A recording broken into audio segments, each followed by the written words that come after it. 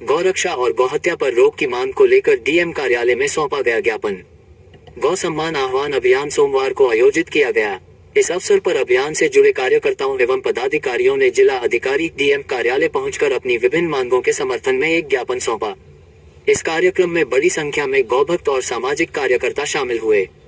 ज्ञापन के माध्यम से गौ रक्षा के लिए प्रभावी एवं कड़े कानून लागू करने, गौहत्या पर पूर्ण प्रतिबंध लगाने, गौ तस्करी पर सख्त कार्रवाई करने तथा गौमाता को उचित सम्मान, संरक्षण और संवर्धन सुनिश्चित करने की मांग उठाई गई।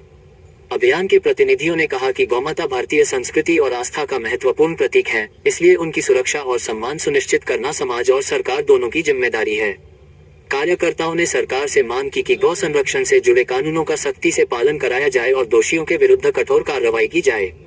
साथ ही उन्होंने प्रशासन से जल्द उनकी मांगों पर सकारात्मक निर्णय लेने का आग्रह किया। এটা আমাদের গৌ রক্ষার জন্য অভিযান চলছে। আমি দুর্গাপুর জন বিকাশ সেবা সংস্থার প্রেসিডেন্ট, লক্ষ্মী নারায়ণ ব্যানার্জি ট্রাস্ট আছে, ওখান থেকে আমাকে আমন্ত্রিত করা হয়েছিল। সেই জায়গা থেকে আমি এসেছি ডিএম সাহেবকে চিঠি দিতে কি যেন গৌ রক্ষার জন্য উনি কী করছেন আমাদের উপর শুভেন্দু অধিকারীজিকেও জানানো হয়েছে কি আপনি গৌ রক্ষার জন্য কিছু করুন। এটাই হচ্ছে আমাদের বলার বক্তব্য। জয় গৌ মাতা। এরকম তো দেখা যাচ্ছে যে অনেক জায়গায় কিন্তু এরকম ভাবে গো হত্যা করা হচ্ছে। তো গো হত্যা ওটা বারণ করা হবে, গো হত্যা করতে দিব না আমরা, এটাই জানে আমরা অভিযান চালিয়েছি। গো হত্যা আর করতে দিব না।